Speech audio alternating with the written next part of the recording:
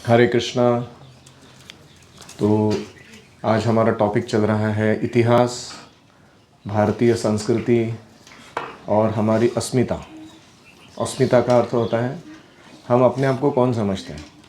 अहम अस्मि, अहम भारतीयः अस्मि, अहम कृष्ण भक्तः अस्मि, अहम दास दासानुदासः अस्मि। हम खुद को समझते क्या हैं? लोग पूछते हैं ना कभी कभी झगड़े में, खुद को समझता क्या है? तो बहुत $1,000,000 क्वेश्चन है वो, इम्पोर्टेंट क्वेश्चन है वो, क्योंकि उसी से बाकी सब चालू होता है लाइफ में। तो इसलिए ये बहुत ही अच्छा टॉपिक छेड़ा है और राधे श्याम जी के साथ हम इसी विषय को थोड़ा और आगे बढ़ाते हैं। तो 3 चीज़ें हैं जो मुग़ल एरा हो यानी मुसलमानों का राज हो। मुग़ल एरा प्रोमिनेंट है उसमें। 1526 में शुरू हुआ मुग़ल राज और 1857 तक चला वो। तो और उसके पश्चात ब्रिटिशों का चालू हो गया जिसको कहेंगे हम कॉलोनियल पीरियड, ऐसे बोलते हैं उसको, ब्रिटिश कॉलोनियल पीरियड। वो 1757 में शुरू हुआ था। उन्होंने एक ऑलमोस्ट 1 शताब्दी लिया पकड़ पाने के लिए। ब्रिटिशों ने मुगलों को निकाल बाहर करके भारत पर अपना पकड़ जमाने के लिए ब्रिटिशों ने 100 साल लगाए। Can you imagine?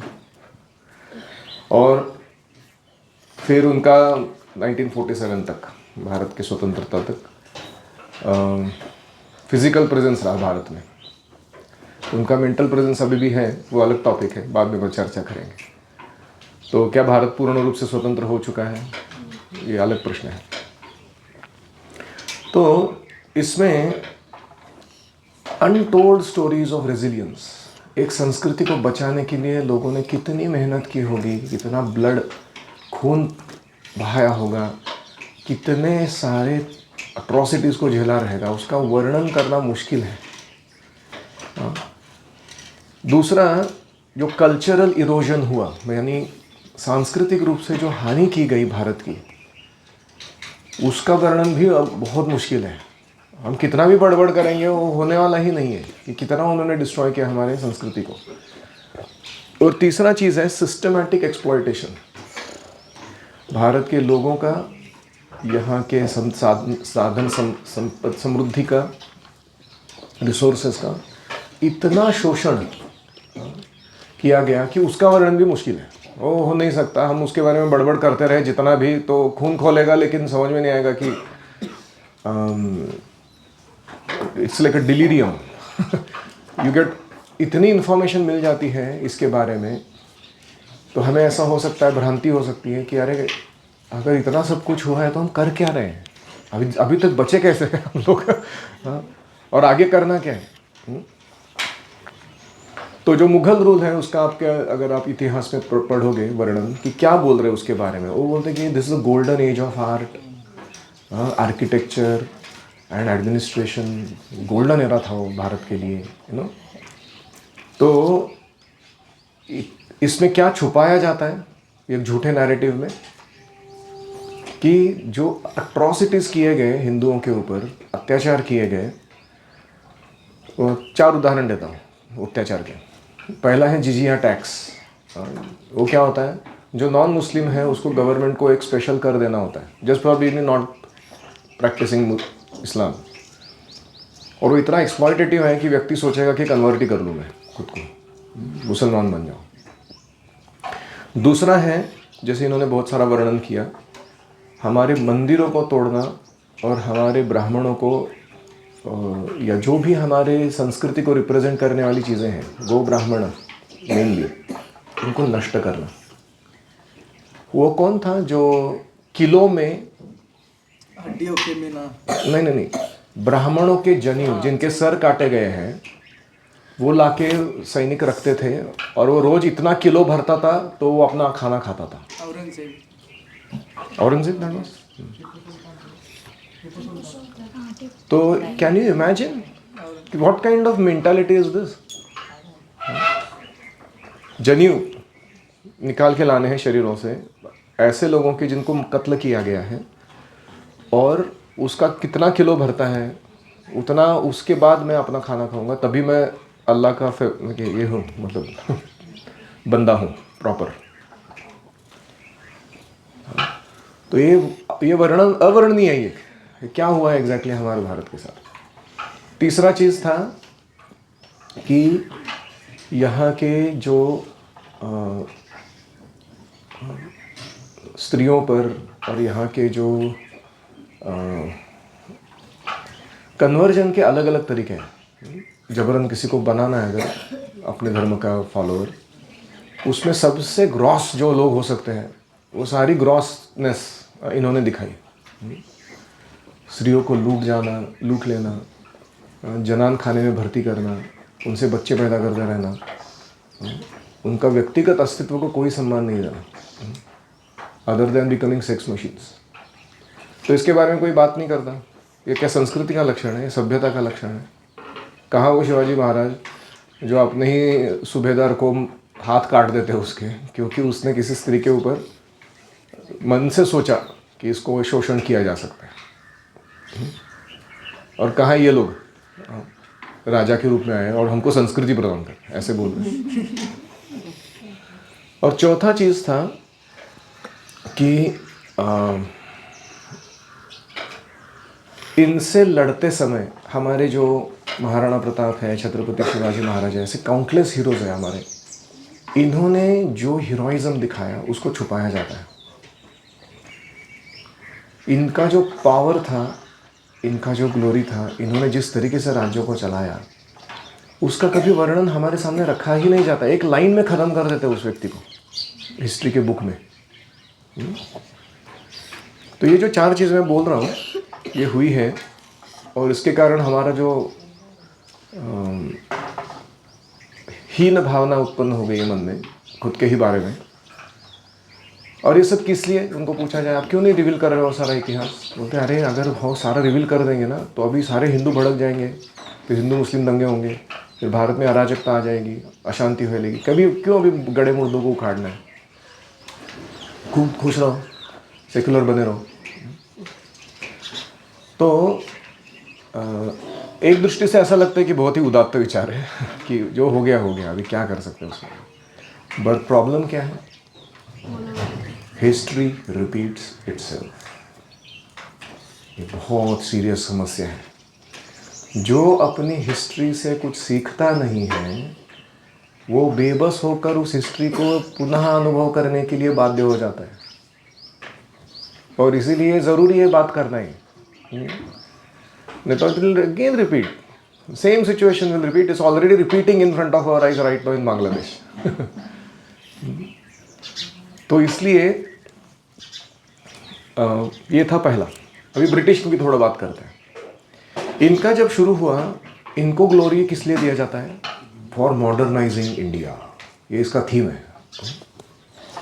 क्या किया इन्होंने? 3 चीज़ें दी: railways, education and good governance system. ये टिपिकल ग्लोरिफिकेशन है इनके बारे में। एक्चुअली रेलवेज, जैसे इन्होंने कहा, वो शोषण का माध्यम था। सारे साधन संपदा को लाके पोर्ट्स तक पहुंचाया जाए, मुंबई कलकत्ता तक, और वहाँ से उसको शिप किया जाए अपने देश में, द ग्रेट ब्रिटेन, वहाँ पर। इसलिए ये सारा बनाया गया था रेलवे ट्रैक्स सिस्टम। ये कोई इनके ऐसी भावना नहीं थी कि चलो भारतीयों का भला करना है हमको, इनको थोड़ा अच्छा परिवहन का साधन कर दे। रही बात एजुकेशन की, क्या एजुकेशन प्रदान किया? Bed tea without brushing teeth and cinemas that are so low quality in terms of doggish activities. आहार निद्रा भय मैथुनम च, इसको महिमा मंडन करके दिखाया जा रहा है बार बार अलग अलग इसके रूप में। ये क्या है? What kind of education is this? जहाँ भारत में एक समय 30 लाख गुरुकुल चलते थे, उस समय इनके पास ढंग का एजुकेशन सिस्टम नहीं था। पहनने के लिए कपड़े कैसे पहनते वो भी पता नहीं पड़ता। नंगी घूमते थे उसमें। और इतना बुरा हाल जिनका चल रहा है, प्रो जी भड़क गया अभी बहुत। सुनते सुनते ही उनको द्वेष आ रहा है। ये तो सो एनीवेज, एक होता है द्वेष और दूसरा होता है हमारे कार्य के द्वारा सही जवाब, ये सब जो हो चुका है उसके बारे में। हमें दोनों चाहिए। तो एक है कि एजुकेशन, इन्होंने क्या किया, यहाँ के इतने सारे गुरुकुल चल रहे थे, इतना सारा एजुकेशन था, सब बंद करा दिया। हाँ, अगर आपको हिस्टोरिकल डॉक्यूमेंट प्रूफ चाहिए तो वो भी दे सकते हैं। ब्रिटिश पार्लियामेंट के जो चर्चाएं हुई थी भारत के ऊपर राज करते समय, उन्होंने जो निर्णय लिए थे वो अभी भी उपलब्ध है। उनका करस्पॉन्डेंस क्या हुआ था, निर्णय क्या लिए गए थे, कैसे इसको खच्चीकरण किया गया, डॉक्यूमेंटेड ये। तो ये हुआ एजुकेशन। क्या एजुकेशन दिया, जो था वो बंद कर दिया, और जो बुरा है, जिसका कोई अध्यात्म संस्कृति से लेना देना नहीं है, ऐसा एक्सप्लॉयटेटिव एजुकेशन, वो भी शूद्र बनाने का काम, वो हम पर थोप दिया, और अभी भी हम चला रहे हैं अनफॉर्चुनेटली। और इन्होंने इंडिया को डी इंडस्ट्रियलाइज किया। बोलते कि इंडस्ट्री लाया, ऐसा नहीं है। भारत जो था, इसके जो इंडस्ट्रीज थे, जैसे टेक्सटाइल इंडस्ट्री, वीविंग इंडस्ट्री, इनको सिस्टमैटिकली डिस्ट्रॉय किया गया, ताकि इनका कैप्टिव मार्केट जो है, इन्होंने पकड़ के रखा हो, उसको नष्ट किया जाए और उसको ब्रिटिश गुड्स के द्वारा भर दिया जाए। क्योंकि ये इतना लो क्वालिटी माल लाते थे, विलायती माल, लेकिन भारत का जो अपना था वो कुछ अलग ही लेवल का था प्रोडक्शन, उसका क्वालिटी। तो इनके एक्सप्लॉयटेटिव इकोनॉमिक प्रैक्टिसेस के कारण जितना लूटा गया उसका वर्णन नहीं हो सकता। ठीक है, तो इसलिए ब्रिटिश एजुकेशन पॉलिसीज़, इन्होंने कैसे ट्रेडिशनल गुरुकुल को डिसमेंटल किया, हमारे ऐसा कॉलोनियल फ्रेमवर्क बना के दिया कि भारतीय अपने ही कल्चर और हिस्ट्री से और दूर दूर चले जाते रहे, साल दर साल, पीढ़ी दर पीढ़ी। आपको पता है, अगर किसी महान संस्कृति को नष्ट करना है तो क्या क्या लगता है? 1 जनरेशन ऑफ निग्लेक्ट, बस। आप मेरे सामने बैठे हो, आप सुन रहे हो इन चीज़ों के बारे में, आप अपने बच्चों को कुछ तो प्रदान करोगे। आपके कितने सारे ऐसे मित्र हैं जिनको ये हम जो बड़बड़ कर रहे हैं इसका कोई कुछ भी पता नहीं है इस बारे में। और वो जनरेशन के जब बच्चे आएंगे तो क्या रहेगा, वो उनको हम जब ये बातें करेंगे ना, अध्यात्म की, रामायण की, महाभारत की, इतिहास की, तो उनको लगेगा क्या बड़बड़ कर रहे हैं लोग, what kind of situation they are describing. तो एक जनरेशन का निगलेक्ट काफ़ी है पूरा संस्कृति को नष्ट करने के लिए। और इसलिए ये हम सबका कार्य है कि ये सुनना चाहिए, इसके ऊपर अमल करना चाहिए और अपने संस्कृति की धरोहर की रक्षा करते हुए उसको पास ऑन करना है अगले जनरेशन में। तो इसलिए ब्रिटिशों का फॉर्मूला क्या था, एजुकेशन कैसा दो, Indian in blood and colour but English in taste, opinions, morals and intellect. ये इनका फॉर्मूला था। चमड़ी में, दिखने में बाहर से वो भारतीय लगता है, लेकिन मनोवृत्ति कैसी है उसकी, अंग्रेजों जैसी है। वो एक्सेप्ट भी किया, जवाहरलाल नेहरू जी का अभी कोट मैंने दिया था, जिसमें वो कहते हैं कि मैं कल्चर से मुस्लिम हूँ, एक्सीडेंटली बाय बर्थ मैं हिंदू हूँ, बट मैं मोरली और मेरा कल्चरली, हाँ, मैं ब्रिटिश हूँ। जैसे famous quote of Jawaharlal Nehru, correct. By birth I am a Muslim, by accident I am a Hindu, and by culture और मोरल्स आई एम ब्रिटिश।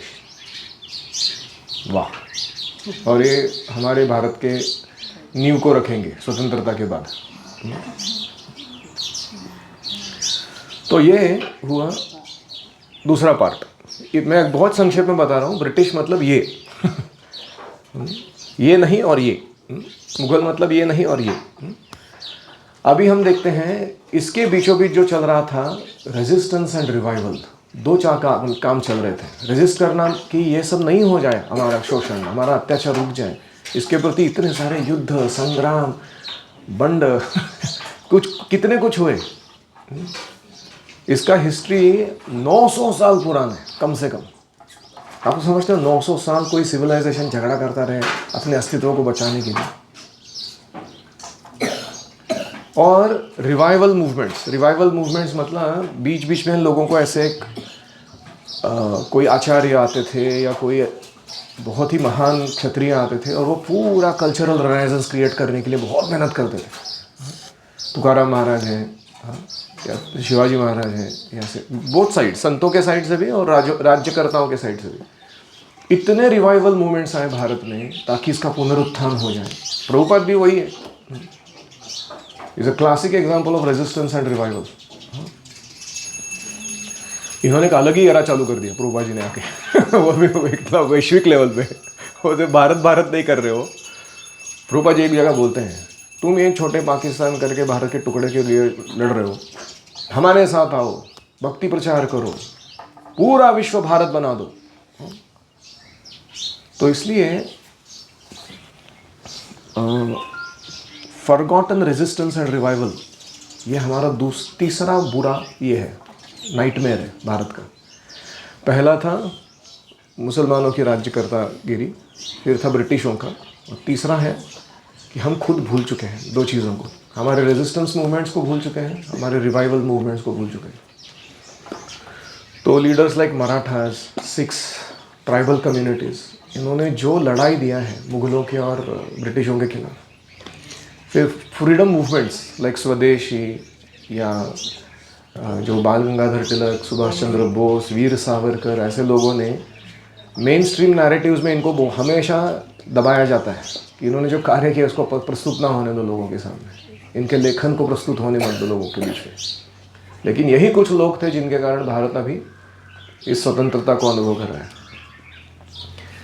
और ख़ास करके हिंदू संस्कृति जो है, जिसको हम सनातन धर्म कहते हैं हमारी भाषा में, इसका जो सब्जुगेशन, जो दबाया गया था आर्ट फॉर्म्स को, भक्ति को, इसके सोसाइटल वैल्यूज़ को, इसको बचाने के लिए खास करके जो भक्ति और वेदांत मूवमेंट्स, दो प्रकार के भक्ति मूवमेंट और ज्ञानी लोगों के अपने मूवमेंट्स हैं वेदांत दर्शन वाले, तो इन्होंने धर्म को बचाए रखा इतने बुरे कालखंड में। 900 साल में इन्होंने इसको टिकाए रखा। तो हमको इनको भी जानना चाहिए, अप्रिशिएट करना चाहिए, और इन्होंने क्या बुद्धिमानी दिखाई, कैसे बचाया, वो भी सीखना चाहिए। तो कहने का तात्पर्य है कि कल्चरल, स्पिरिचुअल, सोसाइटल जो लॉस हुआ है हमारा, उसको हम अगर रिकॉग्नाइज नहीं करेंगे, जानेंगे नहीं, तो हमारे अंदर वो रेजिस्टेंस एंड रिवाइवल का त्वेष नहीं आएगा, उसके लिए उत्साह नहीं रहेगा। हमको ऐसा लगेगा कि ठीक है, वो कुछ 2-4 लोग कर लेंगे ये सब काम। मैं तो जाता हूँ अमेरिका, अच्छा यूनिवर्सिटी में एडमिशन लेके, कोई कॉर्पोरेट जॉब करके, पैसा कमा के, एक बीवी, 2 बच्चे और एक फॉरेन कार और एक मैंशन और एक शिट होल जिसमें मैं रोज़ सुबह स्टूल पास करता हूँ, उसको मैं सर्वस्व मानूंगा अपने जीवन का। तो this kind of life is very much possible. अगर तुम ध्यान से नहीं सुन रहे हो मैं क्या कह रहा हूँ, तो होगा कि if you are not working on the system you will become part of the system. उसको तुम टाल नहीं पाओगे। अगर तुम खुद सिस्टम डिज़ाइन जानते नहीं हो तो तुम दूसरों के किए हुए सिस्टम डिज़ाइन में भाग लेना शुरू करते हो, उसको तुम टाल नहीं सकते। तो अभी प्रश्न यह है कि करना क्या है, what are the steps we can take. पहला स्टेप है एजुकेशनल रिफॉर्म। बार बार मैं बोलता हूँ कि हमारे करिकुलम को पूरा बदल देने की ज़रूरत है। मैं यही अपेक्षा रख रहा हूँ इनसे कि आगे जाके इस काम को करेंगे। Comprehensive narratives about our culture, हमारे अचीवमेंट्स, हमारी सोशियो पॉलिटिकल रियलिटीज़, इसका करिकुलम में भाग बहुत ज़रूरी है। फिर इंडिजिनस नॉलेज, हमारा जो भारतीय शिक्षा सिस्टम्स है उसको प्रमोट करना चाहिए, जैसे Indian sciences, philosophies, governance systems, इनके बारे में बात होनी चाहिए। तीसरा है क्रिटिकल थिंकिंग। आप सबको सीखना चाहिए कि हमारे इतिहास को हम कैसे एक टीकात्मक भावना से देखें। ऐसा नहीं कि जो हमको पिलाया जा रहा है, खिलाया जा रहा है, वो खाते जाए हम लोग। उसके बारे में विचार भी ना करें कि क्या व्हाट आर वी इंजेस्टिंग, अंदर क्या डाल रहे हैं हम सिस्टम में। लर्न टू क्वेश्चन, प्रश्न पूछना सीखिए। और decolonise your own mind from British influence. अभी भी आपका माइंड ब्रिटिश इन्फ्लुएंस में है, कैसे बता सकते हैं हम? इंग्लिश बोल रहे हैं ना अभी। हाँ, अभी भी हम इंग्लिश बोलते हैं। दूसरा, पैंट शर्ट पहनने में हमको हिचकिचाहट नहीं होती, धोती कुर्ता पहनने में होती है। उल्टा होना चाहिए ना, पैंट शर्ट पहनने में ऐसा लगना चाहिए अरे क्या मेरा बलात्कार हो गया। I don't know how to feel that exactly. You feel that ये क्या कर रहा हूँ मैं, किसी दूसरे की संस्कृति को अपना के अपने शरीर के ऊपर धारण करके घूम रहा हूँ, लानत है मेरे पे। ऐसा लगना चाहिए अंदर, ऐसा नहीं कि उसमें कुछ छानपट्टी है, तो ज़रूरत है प्रचार के लिए, वो अलग बात है, लेकिन उस पर कोई how we use something it makes the difference. जैसे हम इंग्लिश को हमारी दासी मानते हैं, संस्कृत को आजी मानते हैं, हमारी मातृभाषा को हमारी माँ मानते हैं, है कि नहीं? उल्टा नहीं होना चाहिए ना, दासी को माँ मान रहे हो, माँ को दासी मानते हैं तो जैसे चलेगा। यस, हाँ, एकेडमिक एजुकेशन धारण करने में हमारा ज़्यादा रुचि है, या उसको बहुत क्रेडेंशियल्स देते हैं हम, ऐसा मानते हैं कि इसके बिना तो कुछ है ही नहीं, हाँ, जीवन ही नहीं है अभी आगे। What do you want to say? So many things. Yes. The games we play, cricket. Cricket is a slave mentality. Guaranteed है। किसने सिखाया तुमको? ब्रिटिशों ने सिखाया। और कोई? उनका खाना खाते हैं, बर्गर पिज्जा। हाँ, उनका खाना खाते हैं, तो ये सब स्लेवरी मेंटालिटी है बेसिकली। अभी नेक्स्ट है ट्रेनिंग एजुकेटर्स। मेरा ये बहुत इम्पोर्टेंट सेवा मैं मानता हूँ, मुझे आगे चल के आपके थ्रू और खुद भी बहुत सारे एजुकेटर्स ट्रेन करने हैं। I need help in this. तो ये हुए from educational reform point of view 4 चीज़ें। अगला है कल्चरल रिवाइवल। ये क्या करना है? पहला है लैंग्वेज प्रिजर्वेशन, भाषा को परिशुद्ध करो और उसको बचा के टिका के रखो। मैं संस्कृत भारती में गया था अभी हाल ही में, बहुत अच्छे लोग हैं, संस्कृत को बचाने के लिए इतना प्रयास कर रहे हैं। मैं भी जाता हूँ संस्कृत सिखाने, अपने बच्चों को ले जा रहा हूँ अभी स्कूल में। तो संस्कृत क्या है? भारत कब बचेगा? जब भारत की संस्कृति बचेगी। भारत की संस्कृति कब बचेगी? जब संस्कृत बचेगी। अपनी ही भाषा में हमको नहीं पता हम कर क्या रहे हैं, दूसरों की भाषा के थ्रू कैसे सीख सकते हो अच्छे से। दूसरा है rebuild temples and heritage sites. हमारा जो तहस नहस किया गया इतिहास है उसको पुनरुत्थान करो, नए से चाहिए तो और मंदिर और ऐसे कल्चरल रिफॉर्म करने वाली जगह को बनाओ। रूपा जी ने यही किया एग्जैक्टली। और तीसरा है सपोर्ट ट्रेडिशनल आर्ट्स। भारत की जो अपनी डांस, म्यूज़िक, क्राफ्ट्स बहुत सारा है, इसको हमको भाव देना चाहिए। हमको गिटार सुनने में जितना मज़ा आता है उससे ज़्यादा मज़ा रुद्र वीणा सुनने में आना चाहिए, सितार सुनने में आना चाहिए, क्लासिकल म्यूजिक समझ में आना चाहिए, मृदंग बजाने में मज़ा आना चाहिए, ना कि ड्रम्स बजाने में आना चाहिए। तो ये बहुत ज़रूरी है। और तीसरा है मीडिया एंड लिटरेचर। ये भी बहुत इम्पोर्टेंट है। हाँ, प्रभुपाद जी ने कैसे काम किया है देखो। एजुकेशनल रिफॉर्म किया है प्रभुपाद ने, कल्चरल रिफॉर्म किया है, इधर से जाके उनको धोती कुर्ता पहना के आ गए, साड़ी वाड़ी पहना के आ गए, कंठी माला डाला, तिलक डाला। ऐसा नहीं कि खुद जाके पैंट शर्ट पहनने को उधर जाके। और तीसरा है कि media and literature, high quality documentaries and films. Veer भैया सुन रहे हैं कि we have to make sure that we create such a engaging media content कि लोग जो है ना केवल हमारे स्ट्रगल्स और विक्ट्रीज को जाने, बट इसके प्रैक्टिस को जाने साथ में कि करना क्या है इस ज्ञान के साथ। दूसरा है books and articles, well researched, जो निगलेक्टेड हिस्टोरिकल नैरेटिव्स हैं हमारे, उसके बारे में अच्छा लेखन करना and then make it accessible to the masses, लोगों तक पहुंचाओ उसको। और तीसरा है डिजिटल प्लेटफॉर्म्स। ये अभी का है कि सोशल मीडिया, वेबसाइट्स, इसके थ्रू हमको प्रचार करना चाहिए। चौथा है कम्युनिटी एंगेजमेंट। चौथा सॉल्यूशन है, करना क्या है उसका, arrange festivals and events that promote our culture. इसलिए गुरुकुल में आए दिन क्या रहता है, उत्सव।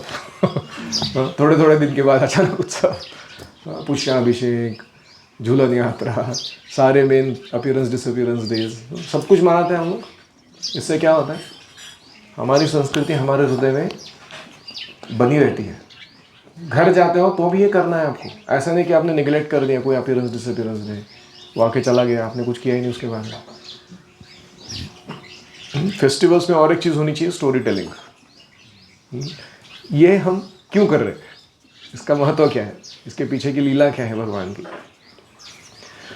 दूसरा है कुछ ग्रास रूट मूवमेंट्स को बढ़ावा देना चाहिए। जैसे मेरा एक मित्र है भारत करके, नाइस नेम, भारत महारगुड़े। वो एक कुश्तीगीर का बेटा था, पहलवान का, और मेरा बहुत अच्छा फ्रेंड था। कोल्हापुर में हम लोग साथ में पढ़ते थे 11th-12th। वो आने वाला है गुरुकुल में। वो बहुत अच्छा हिस्टोरियन, वैसे तो इंजीनियरिंग किया हम सब लोग ने, लेकिन हम कुछ अलग ही दुनिया में उतरे हुए हैं। वो हिस्टोरियन है, बच्चों के टीम्स को ले जाता है किले पर, अलग अलग स्थानों पर, और इतिहास वर्णन करता है वहाँ का। ऐसा वर्णन करता है वो शिवाजी महाराज का, तुकाराम महाराज का, इनका उनका। और वो बहुत अच्छा मूवमेंट है उसका, अपना ही उसका फेसबुक है, एक अपना चैनल है, अच्छे से पहुँचा रहे हैं। तो एक उदाहरण दे रहा हूँ मैं ग्रास रूट मूवमेंट का, जो हम कर सकते हैं।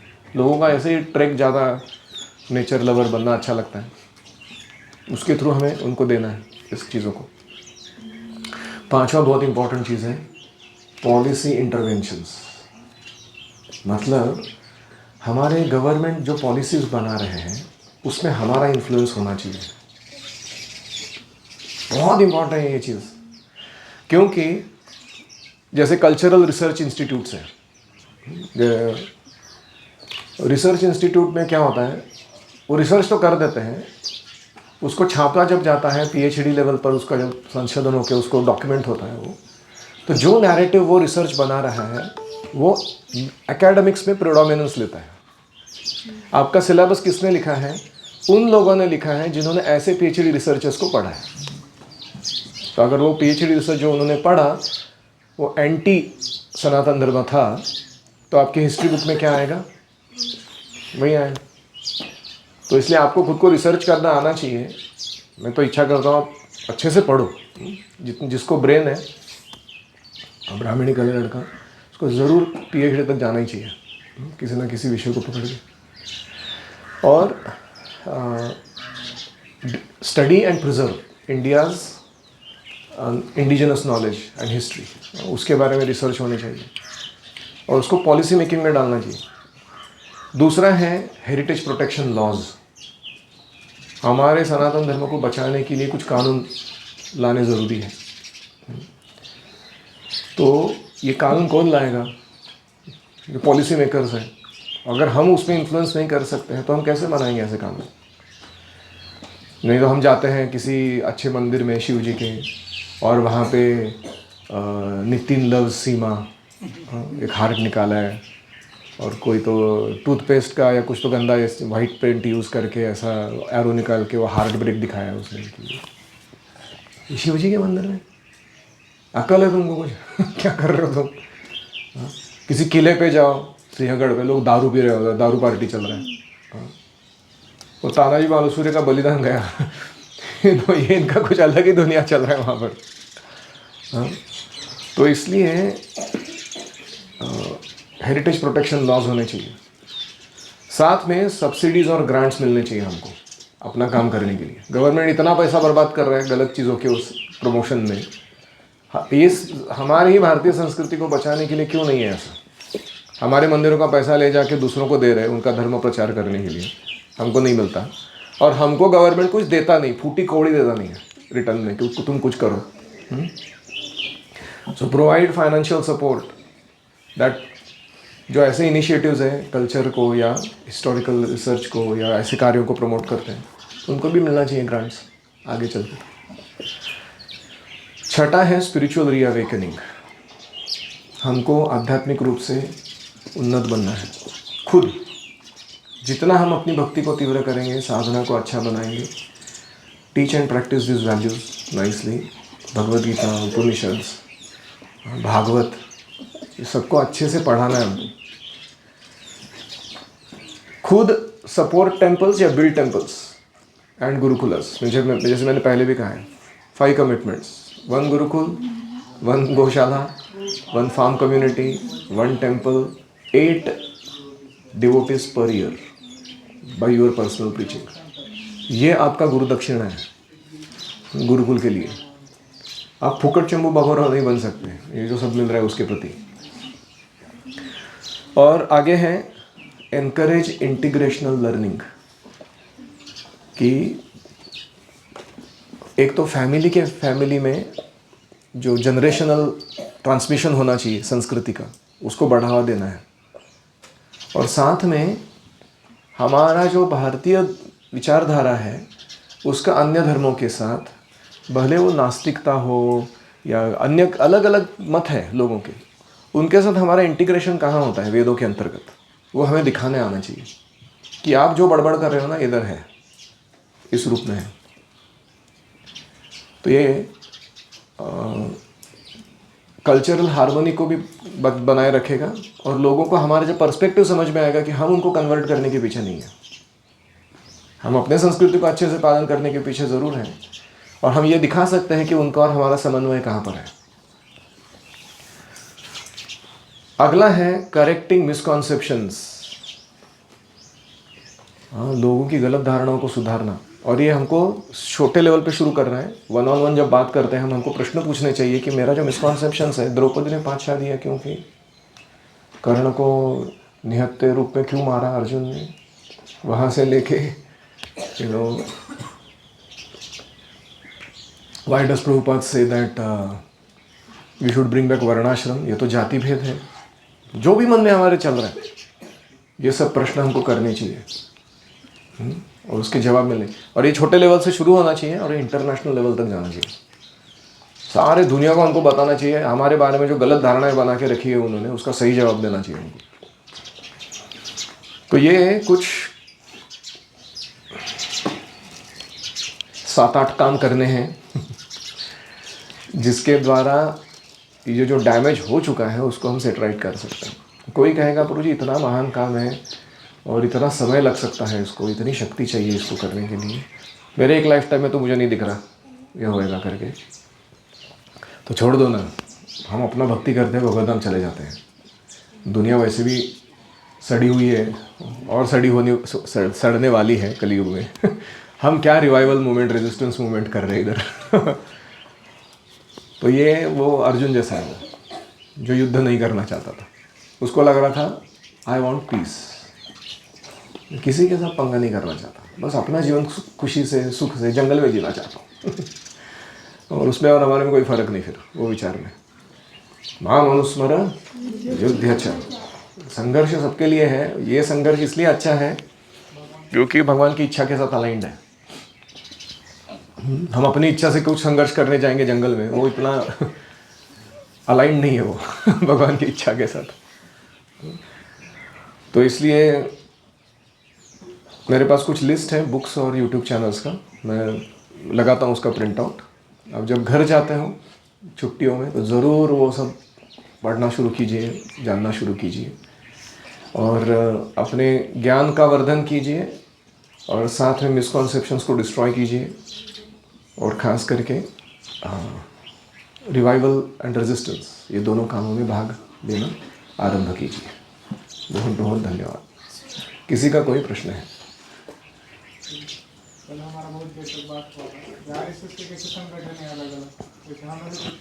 बनाने चाहिए मल्टी।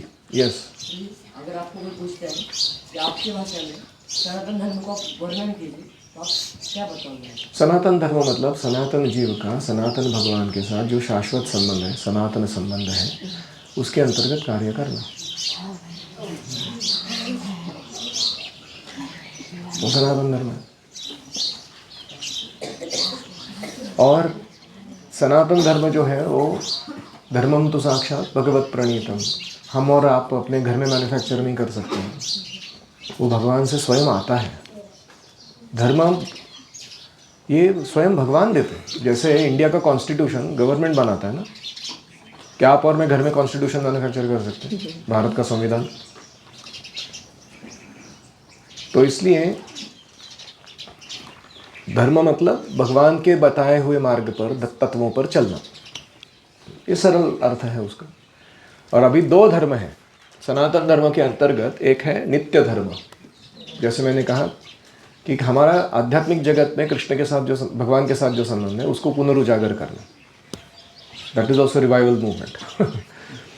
दूसरा नैमित्तिक धर्म या वर्णाश्रम धर्म। इस जगत में रहते हुए हमारा शरीर है, शरीर के संबंधी लोग हैं, शरीर को टिकाने के लिए लगने वाली कुछ ड्यूटीज़ हैं, तो उसमें कैसे पेश आना है, वो दूसरा पार्ट है। तो ये दोनों को जब हम पालन करते हैं, कॉन्स्टिट्यूशनल ड्यूटी, कंडीशनल ड्यूटी, तो हम सनातन धर्म को पालन कर रहे हैं। और इसका सिंपलेस्ट वर्जन क्या है? नित्य धर्म के लिए हम डेली साधना करते हैं, 16 माला जप, पंचांग भक्ति, साधु संग, नाम कीर्तन, भागवत श्रवण, मथुरावास, श्रीमूर्ति श्रद्धया सेवन, ये 5 को फोकस में रखते हैं हमेशा लाइफ में। तो ये हो गया हमारा प्रैक्टिस ऑफ नित्य धर्म। और वर्णाश्रम के लिए हम क्या करते हैं? पहला गुरुकुल में ट्रेनिंग लेते हैं, उधर से चालू होता है। गुरुकुल इज द रूट, वर्णाश्रम इज द फ्रूट। ये नहीं होएगा वो नहीं निकलने वाला है बाहर समाज में। तो इसलिए पहला है कि गुरुकुल में अच्छा ट्रेनिंग लेना। दूसरा स्टेप है कि आपको अपने वर्ण और आश्रम को आइडेंटिफाई करने आना अपने गुरुजनों की मदद से, और उसमें सुस्थित हो जाना। You first create a powerful citadel, fort, from where you will fight your battle. तगड़ा बनना है ना उसमें।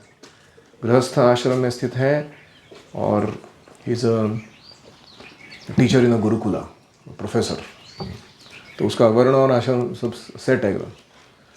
ये व्यक्ति गवर्नेंस में उतरा हुआ है and he has decided to become a policy maker for India. Administrative job है इसका इंडियन गवर्नमेंट में। वर्ण और आश्रम सुस्थित है आदमी का। ऐसे ही he become a Brahmachari, life long celebrate and is preaching धर्म टू मासेस। तो वी हैव टू डिसाइड हमारा वर्ण और आश्रम है क्या एग्जैक्टली। अगर ये नहीं करेंगे, हम नुस्ती बड़बड़ करते रहेंगे सनातन धर्म, कुछ नहीं होने वाला। और फिर इसके बाद आता है जो मैंने बोला वो काम। ये जो अभी वर्णन किया ना सारा, रिवाइवल मूवमेंट, रिफॉर्म, रेजिस्टेंस, ये सब उसके बाद आता है। ठीक है। सेक्युलर हिंदू का थोड़ा आप समझ सकते हो? सेक्युलर हिंदू मतलब सेक्युलर हिंदू मतलब एक ऐसा हाइब्रिड जानवर जो जानता नहीं है कि उसके जीन्स, जेनेटिक्स कहाँ से आए हैं और उसको जाना कहाँ है। It does not know his history, is confused about the present and for sure does not know his own future. उसको सेक्युलर हिंदू बोलते हैं सरल भाषा में, अभी के हिसाब में। टेक्निकली सेक्युलर हिंदू मतलब क्या होना चाहिए? एक ऐसा सनातन धर्म फॉलोअर जो सर्वधर्म सहिष्णुता दिखाता है, लेकिन इसका मतलब ये नहीं कि स्वयं के धर्म को पालन नहीं करता या उसका प्रचार नहीं करता और अपने संस्कृति को रिवाइवल करने के लिए जो ज़रूरी है वो कार्य नहीं करता।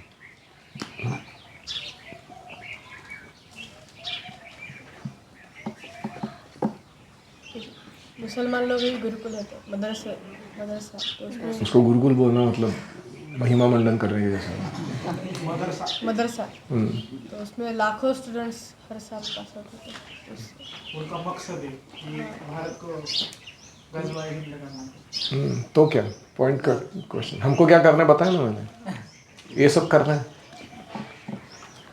देखो, मुझे डर नहीं है दुष्टों की दुष्टता का, मुझे डर है सज्जनों की निष्क्रियता का। चाणक्य पंडित बोलते ना। तो हमको क्या करना है? जो परधर्मी, विधर्मी, अधर्मी शक्तियां हैं वो कलयुग में बढ़ती ही जाएंगी. So we respect Islam because it talks principles of surrender to God. But the methodologies with which they try to do it, वो मानवता के जब खिलाफ जाता है तो उसको एड्रेस करना ज़रूरी है. तो इसलिए हमें क्या करना है, हमें भी लाखों गुरुकुल खोलने हैं.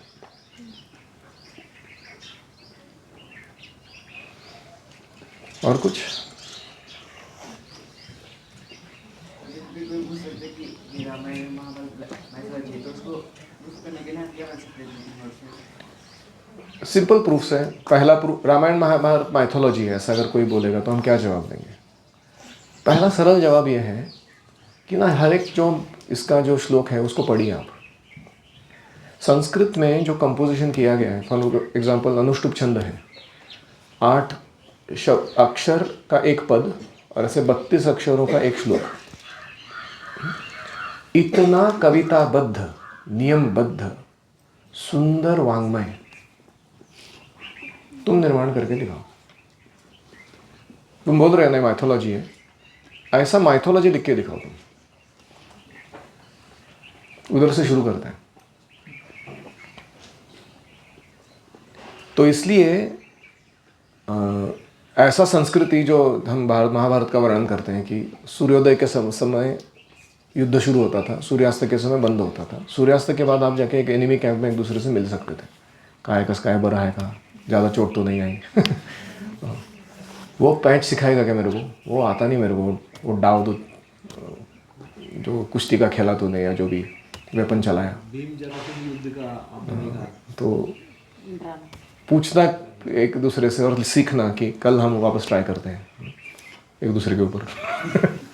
ये क्या संस्कृति है यार ये? व्हाट काइंड ऑफ, मतलब क्या लोग थे ये? और ये बैटलफील्ड पे 2 क्षत्रिय बात कर रहे हैं, अर्जुन और कृष्ण. पोएट्री गा रहे वो लोग युद्ध भूमि पर. तुमको समझ में आ रहा है कुछ? इतना खतरनाक फिलोसॉफिकल डिस्कशन कर रहे हैं और बाकी लोग के पास एटिकेट है इनकी बड़बड़ सुनने के लिए. वो ध्यान से सुन रहे हैं, महत्वपूर्ण चल रहा है कुछ. ये जो छोटे छोटे चीज़ें हैं हमारे संस्कृति के अंदर, अगर ये हम कभी एक बार भी डेमोन्स्ट्रेट कर पाए, हम जो कह रहे हैं ना, हम एडवांस्ड मॉडर्न सिविलाइजेशन, हमारी सभ्यता में ऐसा कुछ हम अगर कभी दिखा पाए ये सब चीज़ों को, मानेंगे कि वो बहुत ही गया गुजरा था. तुम्हारा औकात क्या है ये सब पे कमेंट मारने का? पहली बात, तुम क्या संस्कृति फॉलो करते हो खुद? फिर हम ये 4 चीज़ें बोलते हैं कि हमारे अंदर 4 त्रुटियां हैं. इम्परफेक्ट सेंसेस, अपूर्ण इंद्रिय, उसके कारण गेटिंग इल्यूजन्ड, संभ्रमित होना, उसके कारण मेकिंग मिस्टेक्स, गलती करना, और उसके कारण चीटिंग प्रोपेंसिटी, दूसरों को ठगने की प्रवृत्ति. जब गलती होता है तो मानने का नहीं, ठगने का. ये 4 दोष मनुष्यों में हैं. और हमारा वैदिक साहित्य जो है ये अपौरुषेय, ह्यूमन ओरिजिन नहीं है इसका. इसके कारण उनमें ये 4 त्रुटियां नहीं है. प्रूफ क्या है? ये कभी अपडेट, रिवाइज्ड, डिस्कार्डेड नहीं होता, आउट ऑफ सिलेबस नहीं जाता. ये इसका प्रूफ है. हमारा जो मॉडर्न एजुकेशन हम प्राप्त कर रहे हैं वो हमेशा अपडेट होता है. वो कभी भी डिस्कार्ड होता है. ये थ्योरी पहले पढ़ा रहे थे, अभी बंद ही कर दिया उसको, बोला वो गलत था पढ़ाया हो.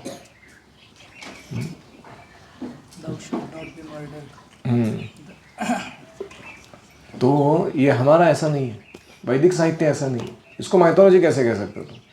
तुम्हारे खुद के चड्डी संभालो तुम पहले. गिर रही हो नीचे. तो बाकी के बारे में कमेंट बाद में करना. और है फलेन परिचयते, पालन करके देखो क्यों वापस आ रही है दुनिया योगासन के तरफ, आयुर्वेद की तरफ. हाँ, क्यों वापस आ रहे लोग ये सारे निसर्गोपचार या जो भी बहुत सारी चीज़ें बोलते हैं, नेचुरल रेमेडीज़ की तरफ. क्यों नासा मानता है कि Sanskrit is the best language for coding? क्यों? तो पूछो, फलेन परिचयते, तुम खुद पालन करके देखो तो तुम्हें समझ में आएगा कि अरे ये तो बहुत धांसू चीज़ है, इससे कितना फर्क पड़ता है जीवन में। तो ये कुछ कारण हम दे सकते हैं फॉर दोज हू से this is mythology. Some geological evidence also. हाँ, Like the geological- geography of India. हाँ, जियोलॉजिकल एविडेंस, ऐसे तो प्रूफ के लिए बहुत कुछ है अन्य मार्गों से भी, historical research, geological archaeological efforts, Dwarka का अस्तित्व है, उनका आर्किटेक्चर है उनका, सिनोनी का रथ का भी जो तो ये सब हम बता सकते हैं। प्रूफ अगर है ग्रॉस लेवल पे भी, तुम कैसे नकार सकते हो कि ऐसा सिविलाइजेशन ही नहीं था।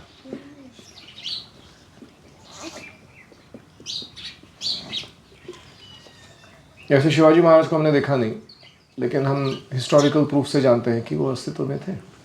ऐसे ही कृष्ण को हमने देखा नहीं, लेकिन हिस्टोरिकल प्रूफ है कि कृष्ण थे।